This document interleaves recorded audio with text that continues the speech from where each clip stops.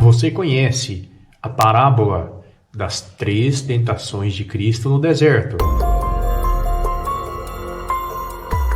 Afinal de contas, que diabo de parábola é essa? Jericó, na Palestina, a mais antiga do mundo. E ali ao fundo que nós estamos vendo é a montanha da tentação de Cristo. Um abraço.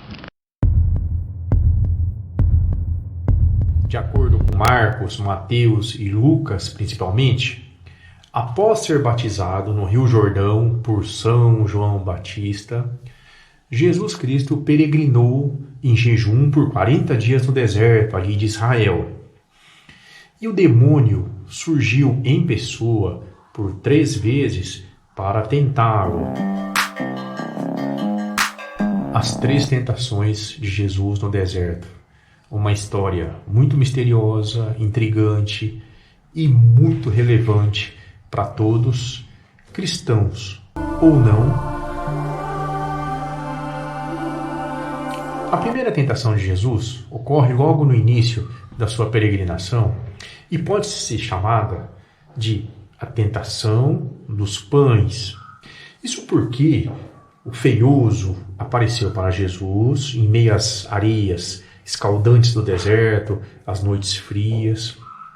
Provavelmente Jesus estava aí no deserto entre Jerusalém e Jericó, que é a cidade mais antiga do mundo, dizem.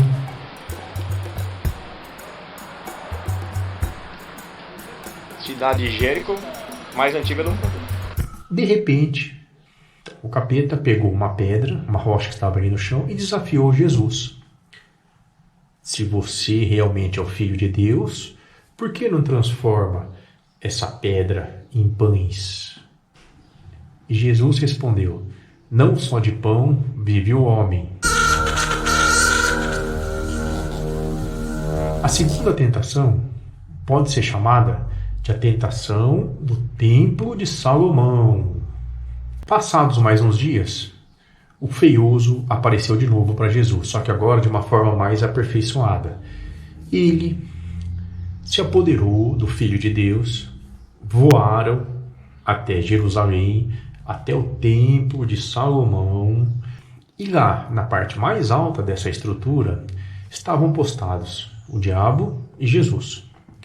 E ele voltou a desafiar: se você é o Filho de Deus, pule desse ponto bastante alto, porque os anjos vão te proteger, seus pés não se machucarão nas pedras ali embaixo.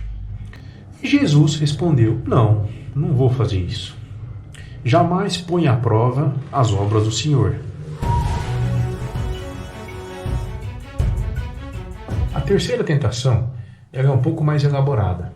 A gente pode chamar, nos meios teológicos, nos meios filosóficos comuns, como a tentação do poder. O demônio pegou Jesus a tiracolo de novo e voou por todos os reinos do mundo. Na época era só a Palestina, o deserto de Israel, por ali, né? Talvez Península do Sinai um pouquinho. E parou numa montanha muito alta, a montanha mais elevada do mundo. De lá a gente via, ou os dois viam, né? Todas as riquezas, os países, os reinos, os exércitos do mundo. E o diabo ofereceu a Jesus: se ajoelhe e idolatre a mim, que você vai ter o poder sobre todos esses reinos. E Jesus não aceitou. A primeira tentação de Cristo refere-se fundamentalmente a 3 conceitos elementares: liberdade, igualdade e fraternidade. No primeiro momento, parece que é uma ajuda, um apoio material, um alimento para quem passa fome. Então daí a fraternidade, a ajuda, o apoio.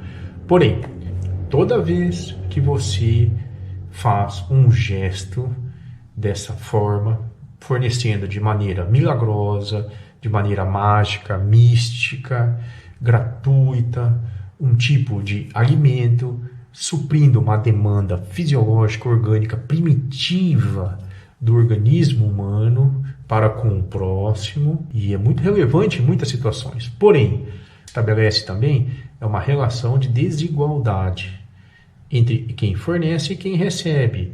Existe uma relação de dominação entre aquele que tem o poder, a mágica, a força dessa coluna e aquele que recebe de forma gratuita, sem nenhuma contrapartida, sem mérito, sem esforço.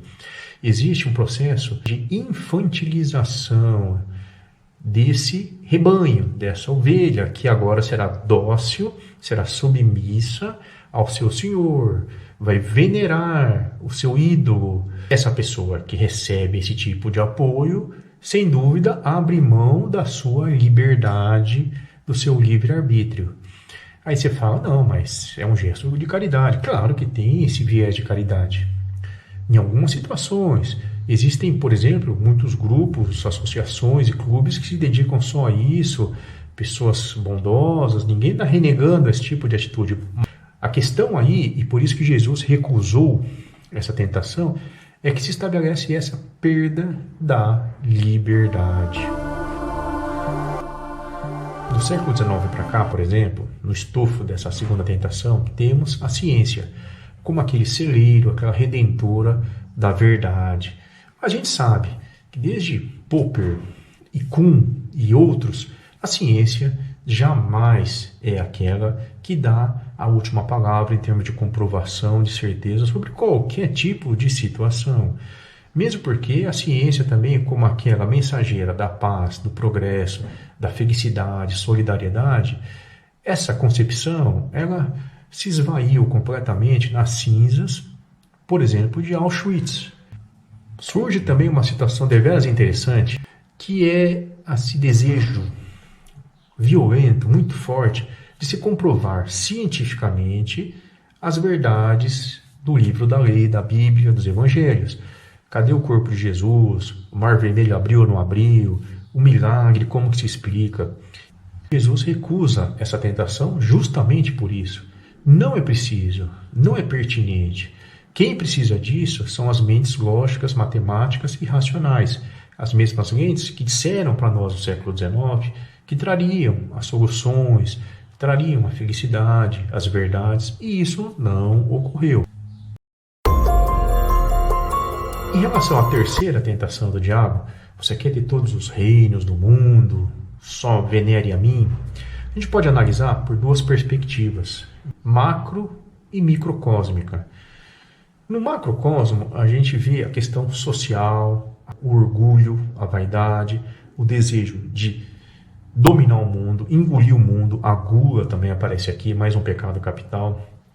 Quando você quer ser o 01, o dono da bola, o presidente, aquele que todos respeitam, veneram, jogam confete, seja na sua família, na sua vizinhança, no seu condomínio, no seu trabalho, em algum grupo social que você ali esteja agregado. Você necessita desse folhamento.